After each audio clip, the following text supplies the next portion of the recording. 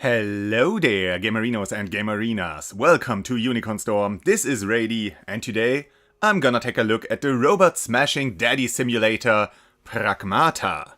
But before I start, I'm not interested in any controversy surrounding the game, or more precise, around the people who might or might not play the game. I've come across some of this silliness because, well, it's all over the internet, well, the gaming sphere, but I didn't really engage with it.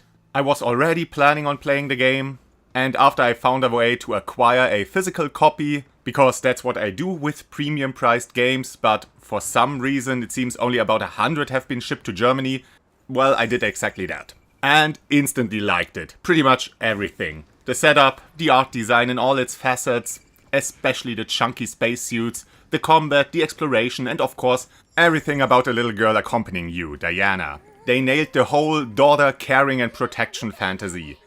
It's not a new approach of immersing you in the narrative, keeping you invested in the characters. BioShock Infinite, or for a better example around the same time, Last of Us did a similar thing, though in a different way.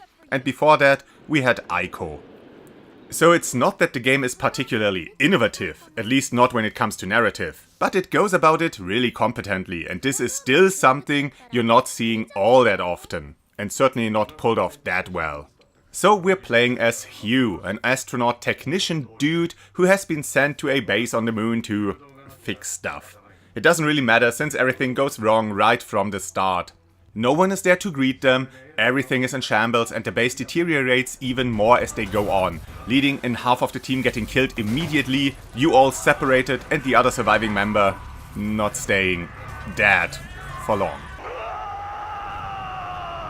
Because the AI governing security on the station decided that humans have no place here and need to be exterminated. So that's the premise. You now have to explore the station and find ways to contact help, stop the murder bots and get back home. All with the help of one little girl, one bubbly, chatty, cheerful little girl who is also your strongest tool of defense against the many dangers in this place. Literally. Yeah, I already did this joke. She opens doors for you, disrupts the killer robots and deals with all kinds of science magic for you. As this innocent little girl, she is very well characterized, even when she's in computer mode, and the two characters bounce off each other really well, with you treating her like an actual child and being thrown off by her unexpected comments a lot of the time. But I do think he warms up to her a little bit too quickly. There are a few lines of dialogue where he isn't all too fond of their strange partnership, or where he tries to treat her just like a tool, or pretends to at least.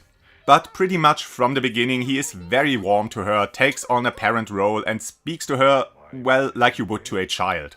I guess the developers didn't want yet another gruff old man warming up to kid kinda story, and just wanted to get all the build-up out of the way to get to the part that's actually important.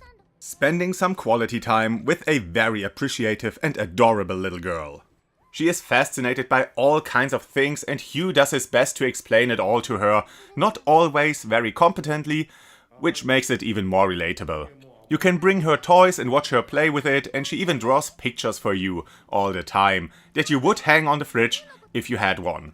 And yeah, some people commented that a real child wouldn't behave like that, but from my experience with a sample size of 130 6 to 11 year olds, yeah they do. And while all this cute father and daughter stuff is fun, this here isn't a parenting simulator. It's an action game, so let's move on to what you actually do most of the time in the game. To achieve your goal and survive the evil AI's machinations, you have to travel to different parts of the station and complete certain tasks. Get some systems up and running again, mostly. These different areas are a good excuse to have some really creative environments with lots of visual oddities and some breathtaking vistas. All contextualized with the whole base being 3D printed and the process overseen by different AIs which stopped working as intended. You see, the moon station was supposed to simulate life on Earth, so we have forests, cities, restaurants, office buildings and so on, but after everything went to hell, the printing protocols glitched out, creating half-finished objects or things morphing into each other. Cars bend around corners, furniture is placed on the walls and ceiling. It looks amazing, wonderfully weird. It gets more insane in areas meant for recreation, for everyday life, while the workspaces stay rather mundane for the most part, prefabricated container elements fused together. So while you make your way through these areas, you alternate between winding maintenance hallways, cubicle offices and blocky workstations, and the large and open outside areas. Outside in a sense that it looks like the outside, while of course being part of the same facility beneath a steel sky. The progression alternates between a bit of hallway fighting and obstacle dodging in rather straightforward areas, and the larger, more open-ended multi-room areas where you have to complete a handful of goals in any order to open up the way forward. Most of the time, hacking a bunch of terminals or beacons or whatever. It comes down to somewhat of an Easter egg hunt each time, but this is always intertwined with combat areas and some decent free roaming exploration where you can find quite a few goodies and upgrades off the beaten path, as well as drink in a lot, and I mean a lot, of environmental storytelling, with a bit more style than substance. Not devoid of substance, it is rather clever and well thought through in many instances, but they clearly went all out on the style. So far, the lore has been rather light. You find recordings and notes and of course remnants in the environment about the living conditions on this station, about the work they did here. And there's also something in here about the dangers of automation, translated into the gameplay as actual dangerous machines. And this is not just in terms of unemployment, but also in lack of purpose.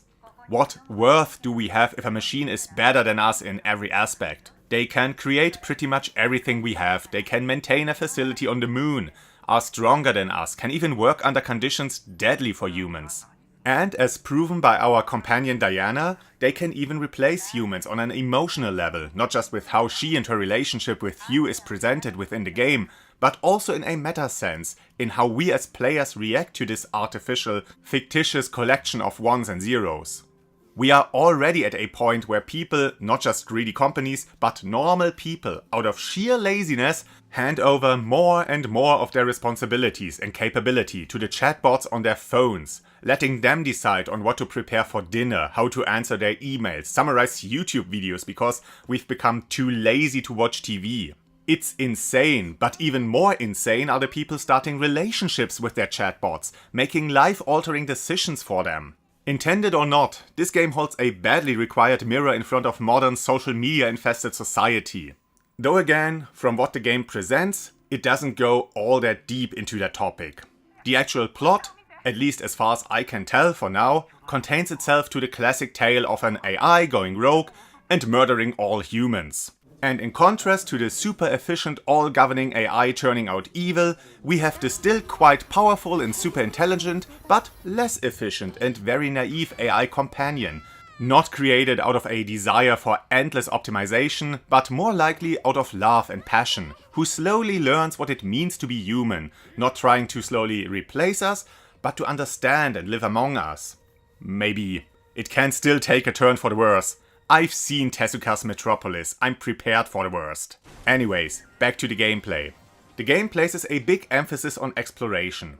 Even in the more linear sections there are a ton of little goodies to find. Aside from the odd lore piece, from which there actually aren't all that many, there's a lot of pickups like health and weapons to help you in the challenges to come. And also lunar filament, a resource you use to acquire items, and the most important material within the game's world, as it is a raw material used for all the 3D printing going on, making all of this possible. You also find upgrade cores to enhance your suit and Diana's hacking ability, though this intertwines with the printed upgrades as well. You find cartridges to increase the number of uses of your healing tool, because every game has to go about healing like Dark Souls nowadays. Data chips for Diana, little collectible figurines that reward you with coins for even more upgrades and collectibles, and, most importantly, Earth objects for Diana to interact and play with, unlocking more and more cute little scenes inside the shelter.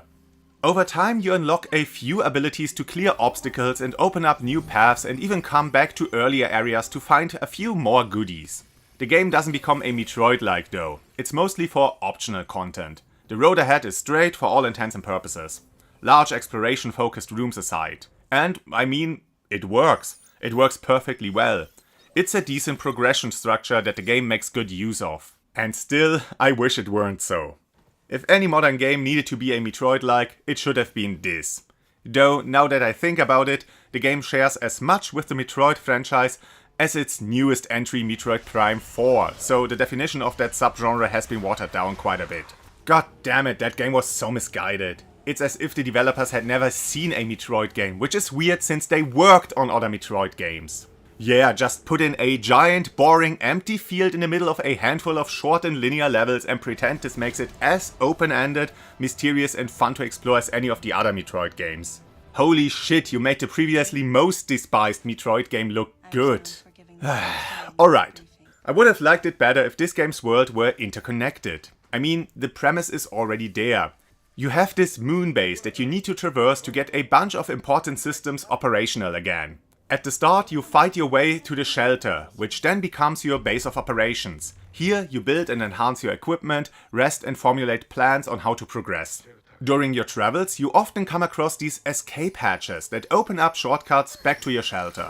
You hack terminals to open doors or move stuff out of the way to open up new paths, and you learn abilities to clear obstacles in your way. But the levels themselves aren't connected to each other. You always have to return to the shelter and then go to the level select screen. It's a bit of a shame. It would have worked so well.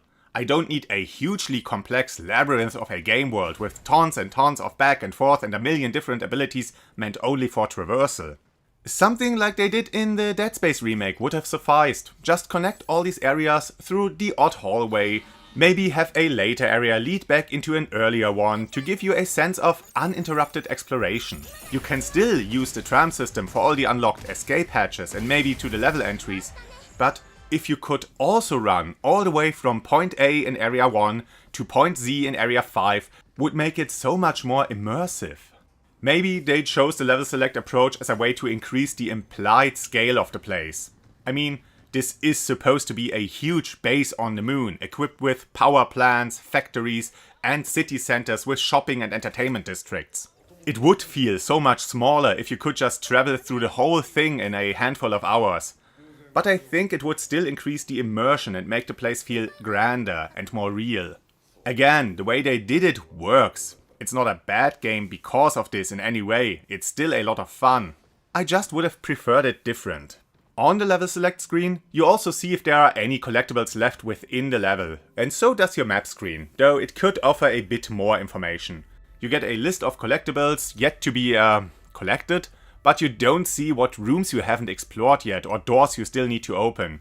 You only get this stylized view which isn't of any real help. It only shows you an arbitrarily defined area, like a stage inside the level, but you can very easily gauge where you are just from the obvious area gates that hold progress and start a little Easter egg hunt each time. So you don't even need the map screen.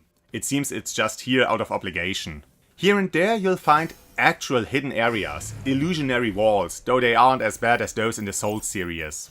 They're actually pretty well implemented, cleverly placed within the levels and hinted at either through purposefully placed pickups or the level design itself. You'll mostly find one of your major collectibles behind those, so nothing too special as opposed to the other areas, but still generally a good reward. When you're not taking in the view or hunting for secrets or trying to find your way around the complex, you're gonna fight. A lot. And this is the truly unique element of this game, something actually innovative. Something I wouldn't have expected a modern AAA studio to try, least of all pull it off, and especially not Capcom, not after what they did to Resident Evil with the latest entry. But what makes the combat so unique? Well, during combat you actually have to take control of both characters. This could be straight out of Joseph Ferris's wonderful visionary mind. While Hugh shoots the robots and tries to dodge their attacks, Diana hacks into their systems and weakens them, making them susceptible to your attacks, among other things. So while you maneuver around the battlefield, keeping track of enemy positions as well as traps and other hazards, staying mindful of your ammunition and health, reacting to incoming attacks, you simultaneously have to play this hacking minigame, steering a cursor around a grid, collecting helpful nodes that have various effects. It works incredibly well, thanks to the slow and methodic nature of the combat. Hugh himself moves around like a tank, no, not like in early Resident Evil, but he's heavy and just a bit sluggish. Kinda like Isaac Clarke in Dead Space. One of your suits even resembles Isaac's. This here isn't a run and gun game or a cover shooter. Most enemies resort to melee attacks with long and obvious wind-ups, and even those with ranged weapons take 10 years to confirm their aim and actually fire a shot, giving you ample opportunity to dash out of the way or destroy them before they attack. You yourself also shoot rather slowly. It's more about waiting for the right moment to strike, and then deal with the enemy in as few attacks as possible. To that end, you have a few tools in your arsenal. You have your main weapon that recharges its ammunition over time and can be upgraded at your shelter.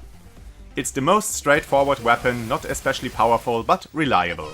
You also find a lot of other weapons lying around, and those are grouped into 3 different types: attack, support and defense. There's different weapons in each category, but you can only equip one of each at a time, so you can't go for an all-out assault loadout. While this is somewhat restrictive, I think it works quite well and plays into the puzzle aspect of the game. You have to think about what to bring with you, how the different weapons synergize and when to use each one. That is, until you get another suit upgrade to equip more weapons. Though even that one doesn't trivialize the system. The shotgun is a good panic weapon, though the recharge is excruciatingly long. But the charge shot deals massive damage, so pick what you prefer. Same with the support type weapons. The net locks a small area down and every enemy who enters it gets stunned.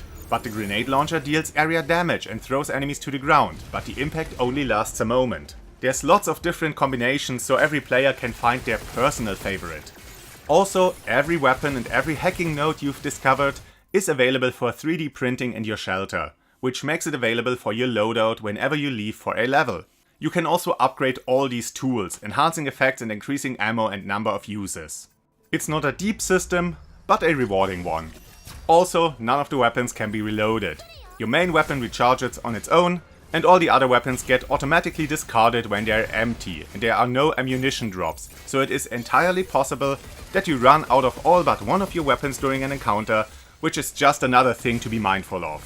The most useful weapons might come with a very low ammo count. Soon you find your preferred loadout, learn how the enemies move and how their hacking grid is aligned and what each of their gimmicks are. Some grids have blocked off spaces or danger zones, and you begin to master the combat system. Know which target to prioritize, time your dodges for the greatest effect. Each enemy type not only has its own creative and unique attacks, differentiating them from the others in more than just stats, they also have a different way of revealing their weak points. For some enemies, it's the head. Others have canisters of something sticking out of their body. These little spider bots are vulnerable in the little spaces between the 2 discs that form the main body. There is so much variety going on, though sometimes it can get a bit frustrating trying to target an enemy's weak point when their attacks constantly block your line of sight or you struggle to get a good vantage point. Then the sluggish movement and slow weapon recharge can get a bit annoying, and you might experience the odd cheap death. It's still pretty fun, and the boss fights are pure spectacle. The game is a whole lot of fun and a fresh new approach for action games that, honestly, I don't want to see again all too soon. Different takes on the system, gladly, but not like this. I kinda want this to be a one-of-its-kind kinda deal. I want it to be special. Especially in an environment where publishers pump out sequel after sequel after sequel, chasing trends, copying successful formulas to death until everyone is sick of it. But this game here is something that sticks with you. Something you can remember, actually worth remembering, because of the way the 2 main characters interact, because of the unique combat system, or the ridiculous visual design. And it's still safe enough in many of its systems to make the game approachable. Maybe it's because of that the game isn't a Metroid-like, as to not overcomplicate things. There isn't a deep and complex crafting system, but still enough room to customize and optimize. It's a pretty darn great game, and I'm happy I managed to find a physical copy, because I care for stuff like that, so I could enjoy it myself. If you're unsure or maybe afraid because of the weird multitasking demanding combat system, don't be. It works incredibly well and becomes second nature before you know it.